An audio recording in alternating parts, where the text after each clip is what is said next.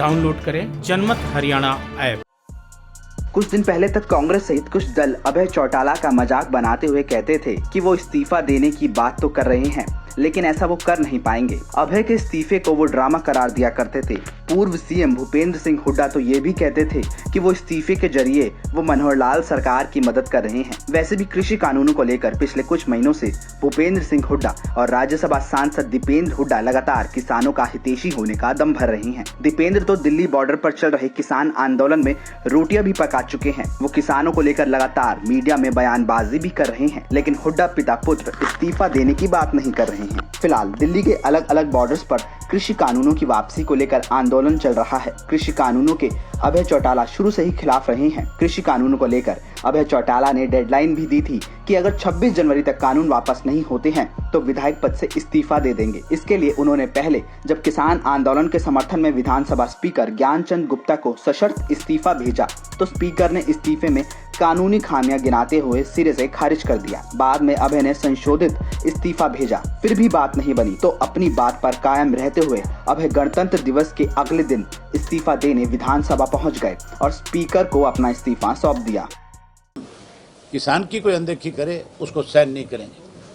हमने बैठ कर के फैसला लिया कि हम उस विधानसभा के सदस्य के रूप में नहीं उन लोगों के साथ बीच में जाकर के बैठेंगे जो किसान के खिलाफ इन कानूनों के लिए प्रस्ताव लेकर के आते हैं, जो उनके ऊपर इस बात की मोहर लगाते हैं। जो विपक्ष के लोग हैं वो वॉकआउट करके भागते हैं।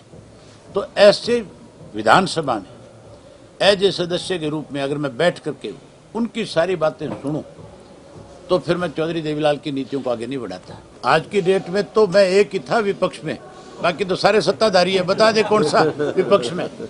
भूपेंद्र सिंह हुड्डा को तुम विपक्ष में मानते हो? अगर विपक्ष में होता तो भूपेंद्र सिंह हुड्डा वॉकआउट करके विधानसभा से भागता नहीं। उस दिन जिस दिन कृषि बिल के ऊपर चर्चा होनी थी उस दिन भाग के गया कि नहीं भाग के गया?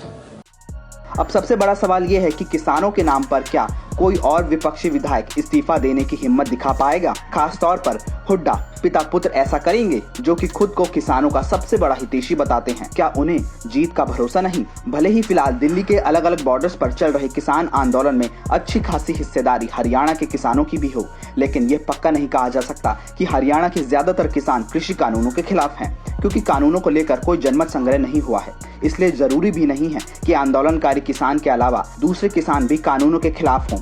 हो सकता है कि कानूनी समर्थक किसानों की संख्या खिलाफ वाले किसानों से ज्यादा हो। जो कानून समर्थक किसान हैं वो खामोश हैं और आंदोलनकारी किसानों की तरह मुखर नहीं हैं। शायद इसलिए विपक्षी विधायक इस्तीफा देने की हिम्मत नहीं जुटा पा रहे हैं। लेकिन भूपेंद्र सिंह हुड्डा के साथ ऐसी बात नहीं है। अगर वो इस्तीफा दे भी देते हैं तो अपनी विधानसभा सीट गढ़ी सांपला किलोई से जीत हासिल करने में ज्यादा दिक्कत नहीं होगी। परंतु दीपेंद्र हुड्डा जो कि फिलहाल राज्यसभा सांसद, अगर वो अपनी सदस्यता से इस्तीफा देते हैं तो वो राज्यसभा में नहीं पहुंच पाएंगे। भूपेंद्र सिंह हुड्डा अगर इस्तीफा दे भी देते हैं और दीपेंद्र नहीं देते तो उन पर सवाल उठ सकता है कि वो अपने बेटे का इस्तीफा क्यों नहीं दिला रहे हैं। क्या उन्हें किसानों के हित से ज्यादा दीपेंद्र की राज्यसभा सदस्यता ज्यादा अहम है? वहीं दूसरी तरफ अभय चौटाला इनेलो के इकलौते विधायक थे। इनेलो इन दिनों काफी बुरे दौर से गुजर रही है और हो सकता है इस्तीफे के दाव के जरिए अभय पार्टी का पुराना वोट बैंक वापस ला सके। चाहे कुछ भी हो, लेकिन इस्तीफा देकर अभय ने जो हाई मॉरल ग्राउंड हासिल किया है उस पर हुड्डा के पास कोई जवाब नहीं है और वो अब अभय की गुगली में फंस गए हैं। अब देखना दिलचस्प होगा कि इस्तीफे के दाव के बाद अभय किसानों के कितने बड़े नेता बन पाते हैं। ब्यूरो रिपोर्ट, जनमत हरियाणा। राजनीति के आगे, राजनीति के पीछे, हर हलचल को जानने के लिए हमारे YouTube चैनल जनमत हरियाणा को लाइक करें, सब्सक्राइब करें और अपडेट रहने के लिए बेल आइकन दबाना ना भूलें। देखते रहें जनमत हरियाणा, सच के अलावा कुछ भी नहीं।